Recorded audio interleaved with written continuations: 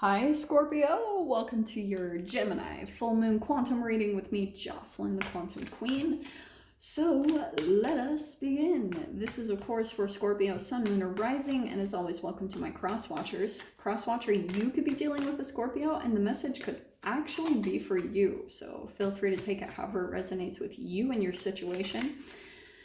If you guys would like to book a one-on-one reading with me, you can find my information down below in the description box. And just wanted to say thank you for liking, subscribing, and thank you for all the good karma donations. I appreciate it so much. So, Scorpio, this is what I wanted to talk about. We are in the time of the Gemini full moon, and we are also in Sagittarius. So, Gemini full moon is all about intellect. It's clarity coming in, right? Because it's an air sign, so this entanglement with that planet, that, you know, the full moon is really going to be affecting the mind and information that's going to be coming in that way, okay?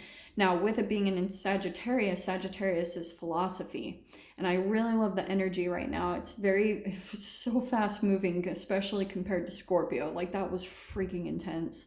But what's happening is there's an energy shift, and this full moon is helping to bring a close to old cycles, right? We always talk about this, but it's so significant because it's the last full moon of this year and of this decade.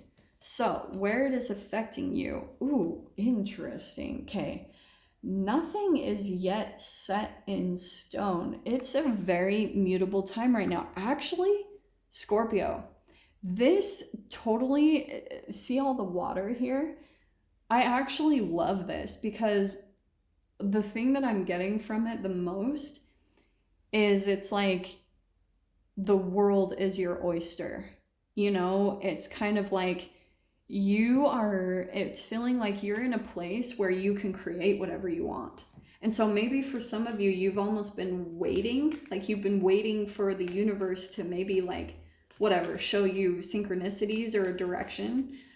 Actually, it feels a little bit more that you're kind of getting to, maybe if you guys aren't currently at this place, it's like energetically you're moving into a time where you can create everything that you're wanting, okay? This actually is freaking bomb.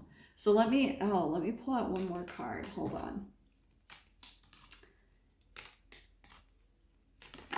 I also feel like, and that's interesting. I think it was Cap that also got this, okay? So what I'm actually getting, Scorpio, you're cutting someone out of your life, okay? Get ready for this, because this is the other message that I'm hearing, okay? Boundaries, transformation. Like, look at the freaking tattoo on her back. She's transforming. That's you, Scorpio. There's something in your life, you're cutting someone significant out, and I do feel like this is a fascinating entanglement here, okay? Because what's happening is you've been possibly dealing with someone who was extremely difficult, okay?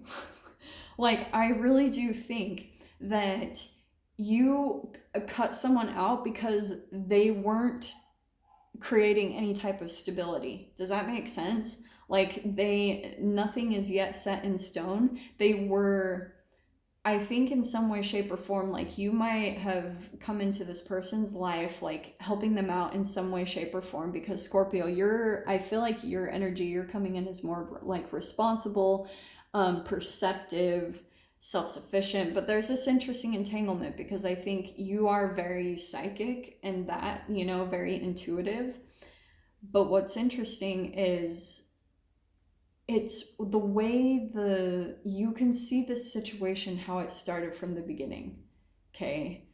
There was nothing set in stone, and you can see it. I'm telling you guys, this actually happens.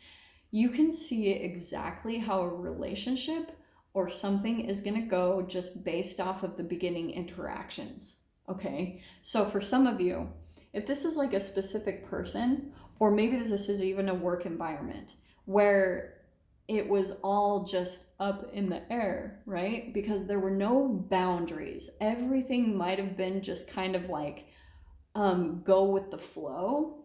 And so it's interesting because mutable moon, right? That's you coming in as being a bit more like maybe flexible Scorpio, because you're that water sign. So I don't, Scorpio doesn't tend to be as much of a pushover or as flexible to me as like say a Pisces. Pisces tend to be like overly flexible and adaptable, which can get them in trouble. Scorpio doesn't always come across to me. Some of you might actually have that, but I think what happened was there might have been someone or something that you got involved in, and you were maybe like hesitant at the beginning.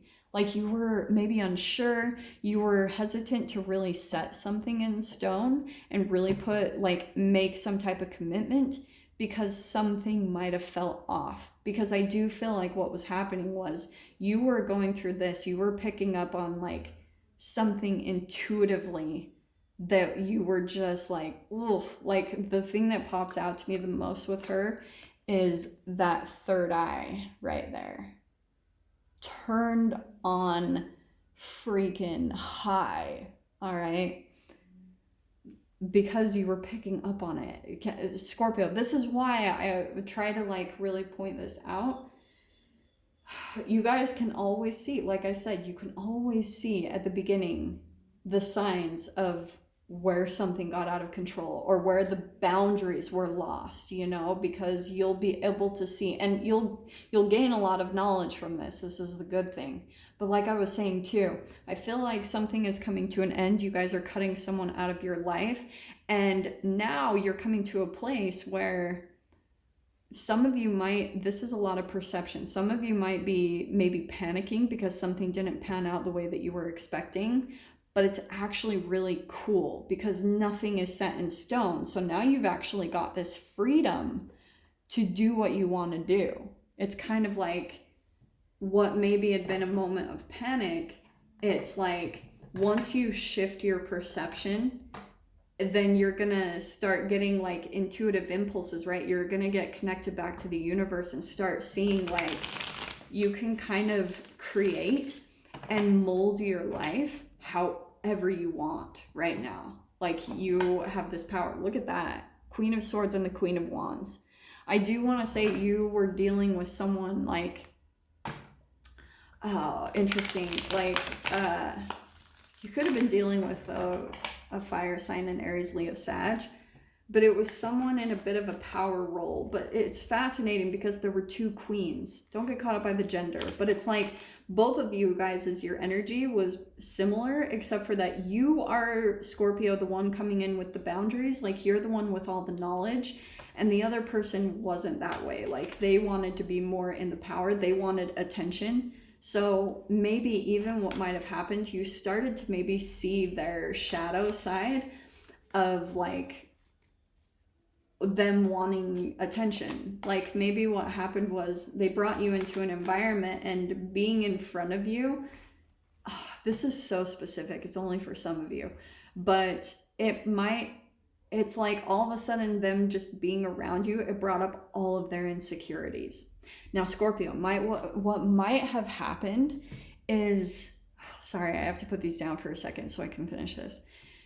What might have happened was you started to intuitively pick up on their insecurities kicking in, okay? And so what happened was you tried to over-accommodate or overcompensate maybe at the beginning for whatever insecurities they were feeling, and that was a reflection of your relationship with your parents. That's how the boundaries became blurred, because then you started overcompensating and becoming the energy supply for this person that you were dealing with.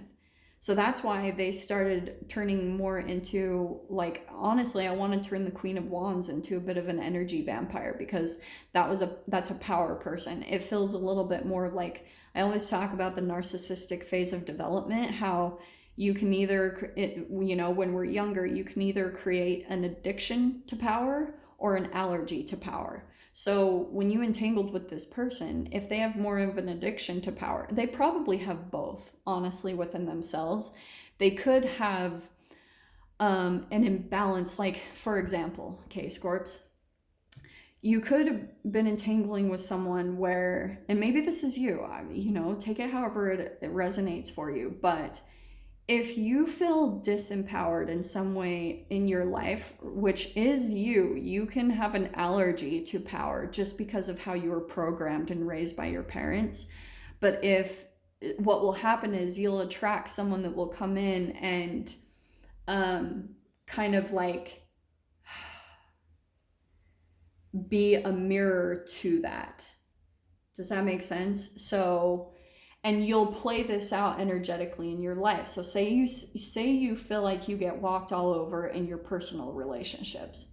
Then in your work environment, what you'll tend to overdo is maybe have an addiction to power. Maybe you want to be in more of a power role, or because you're trying to overcompensate to where you feel the lack in your life. And that's nothing bad. I'm just pointing a light to shadow. Like, this is how it can play out in different areas of life and in environments. So that's what this person is coming in to reflect on, okay? It's a something in your life, yeah, star card. Something in your life that's showing you a new direction to go in, okay? Because it's helping you to step more and more into your power. And that one, yeah, Scorpio. This is why I was saying nothing is yet set in stone. It actually feels really positive because, like I said, I feel like you're going to cut someone or something out. Maybe this is a job, work environment, however it freaking applies. But you are going to get some type of like direction to your dreams, some type of insight. And it's like a light bulb is going to turn on that you're like, oh, why have I been holding myself back when I can create whatever I want? Like, this literally feels like nothing is yet set in stone. You can create whatever you want out of this situation or this environment. You can attract whatever you want because of this Six of Swords. So there was some conflict here, okay, with this person or this environment, because you're moving on and you're moving towards your dreams, which is really beautiful. So here you are elevating to the next phase where there's going to be less conflict.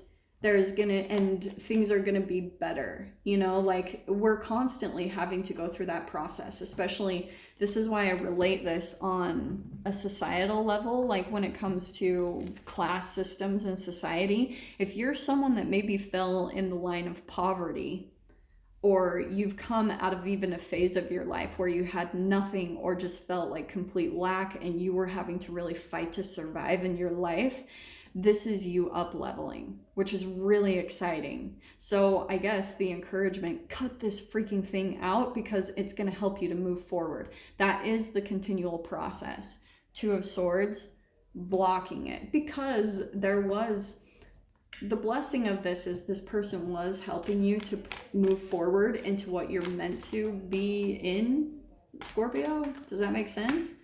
So Two of Swords, straight up, like, you just need to go no contact. Like, and to be honest, the thing that I love about this Two of Swords too, yeah, Scorpio. Two of Swords, like, you need to almost like not even give eye contact when you communicate with these people. Like, whoever this person is, you need to just not let them get too entangled with your energy. Does that make sense? And eye contact is a very powerful way to do that. Like, a lot of influence can come from there. You can see that from people that are very influential or manipulative. They make a lot of eye contact because it pulls you in, okay? So don't look at the eyes. I don't know why I'm saying that. Wheel of Fortune, this is awesome. So everything is really going to turn in your direction. This is really cool. A lot of people have been getting this. So that's why I'm saying this full moon is bomb, because it's putting a very significant ending to things in life.